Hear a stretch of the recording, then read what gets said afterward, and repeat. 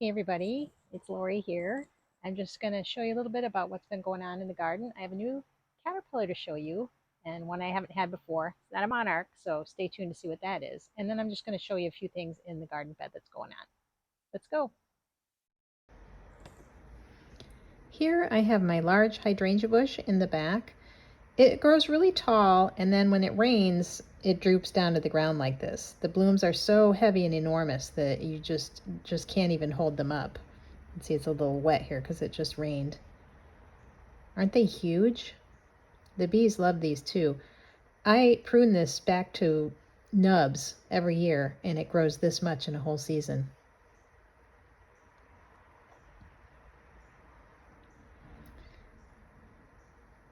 The back corner bed here, the pollinator garden on the right. And just inside here to the left, I'm going to show you my new caterpillar.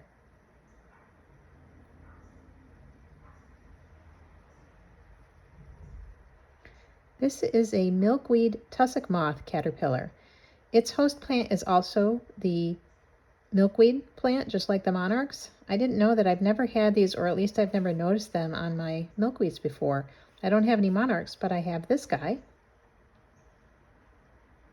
Moths are also important pollinators, and they end up with their cocoons looking like this. Now, I have to see if I can find any of these because those caterpillars have gotten big, and now I can't find them, so they might have done this somewhere around. I don't know if they will actually do it on the milkweed or not. But this is what you should look out for their cocoons. Kind of hairy looking. And then this is the adult moth. I think it's also called the tiger milkweed moth because of the stripes. Anyway, I'm happy to get some kind of activity on the milkweeds. They certainly do eat a lot. I had 2 on these plants, and then I have 1 also on my Asclepias that I saw the other day, and it's smaller, so it's obviously a younger one.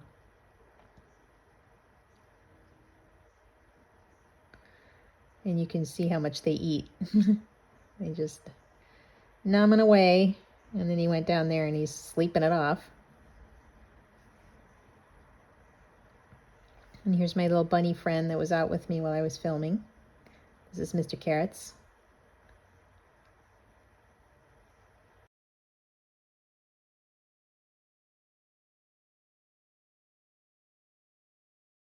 Any of you who remember from last week, I had those clearance plants that I bought, and this is that yarrow.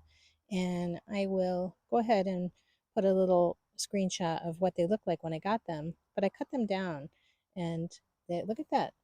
They've got beautiful growth on them and some new blooms actually. So yeah, $5 each. Can't beat that. Obviously, I haven't gotten them in the ground yet. It's been one of those weeks. But I also got some more clearance plants. Got some sedum. This is an autumn joy. There's 2 of them. It's autumn fire, I think. And I also got some hyssop, which I'm pretty excited about. I've been looking for this one. And these are also $5 a piece. They're going to be going into the pollinator bed. They're going to be going into the pollinator bed, replacing these annuals that are in here.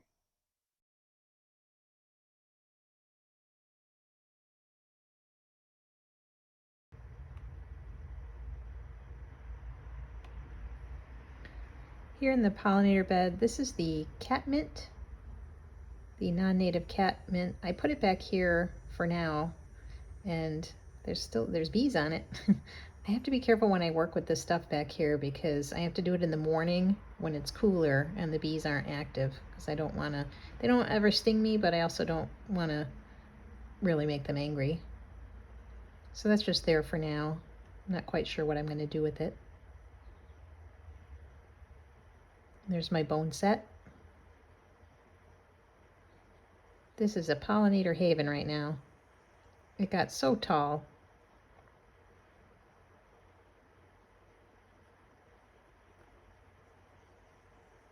And there's some cosmos blooming. Here's a close-up of all the activity on the boneset. Can you believe all the bees and the wasps on here? Seen a couple of butterflies, but mostly all of the other bees and flies and wasps. Just buzzing around.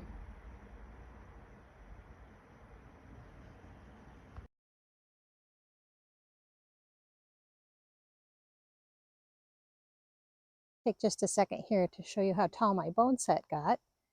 This was bare root and it grew taller than I am. I'm 5'2", so it's pretty tall and lots of bees.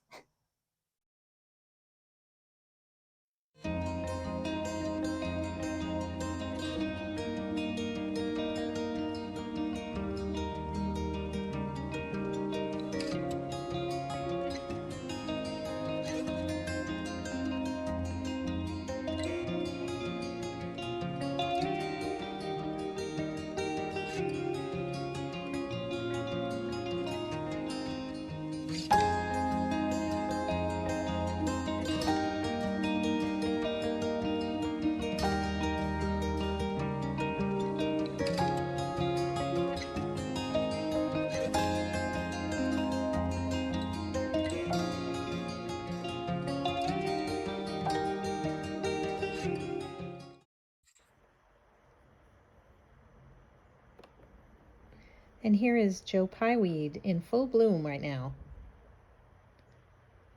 This is about 6 feet tall.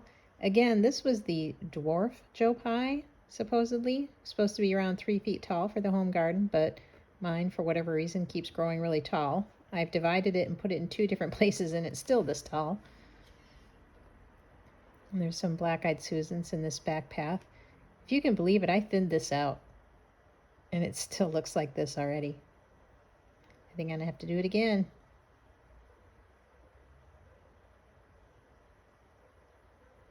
As you can see, it's pretty buggy back here. I did put on repellent, but sometimes it doesn't seem to work real well.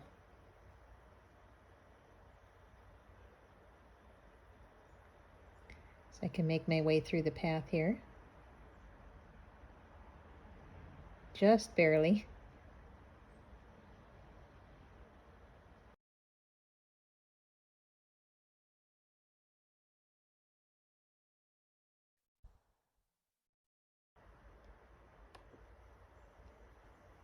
This is my Rose of Sharon. I believe it's Althea. I would have to look it up, but it's white. This is going to need a trim in the spring. It leans a little bit towards the sun because it gets sun later in the day, but it's gotten quite tall and I think I want to prune it a little bit.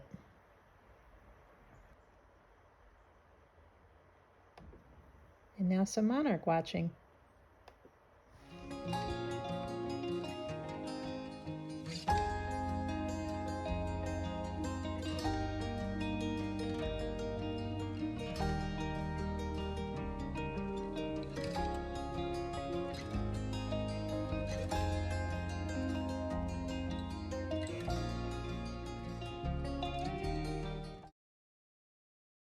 These are my Rosy Dawn pots that I got back in, I think it was the end of May, maybe the beginning of June. Again, I'll put a little screenshot of what these look like. And I have actually cut these down already, and I need to do it again. They are the only coleus I have that didn't seem to be bothered by the bugs too much. I mean, there's some bug damage on them a little bit. Come around to this side, you can see. They did get eaten a little bit, but not too bad. In fact, this one, the campfire, I actually have 2 plants inside. I took some cuttings and rooted 2 of them. I now have 2 nice campfire coleus inside as well. I'm going to definitely overwinter those. But those certainly grew quite a bit. I've actually only fed these once, maybe twice. They seem to be pretty happy.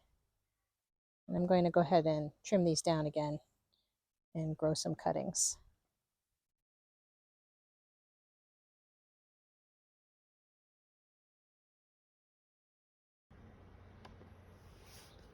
I'm going to end today's video with a shot of my pink stuff, all of my pink stuff up front. These are my dwarf zinnias. These are Profusion Cherry Bicolor. And I think they grow to a max of about 18 inches, but this is all the same plant. One little snapdragon in there. Isn't it fun? I wasn't sure at first that they were going to bloom very much. They're very late. So here it is, almost September, and they're just now putting on a show. I might start these inside next year because I think I want to do them again.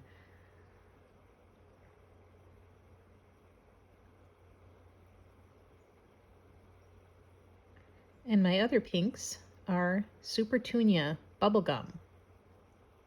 I will tell you, these pots, they're in full sun all day.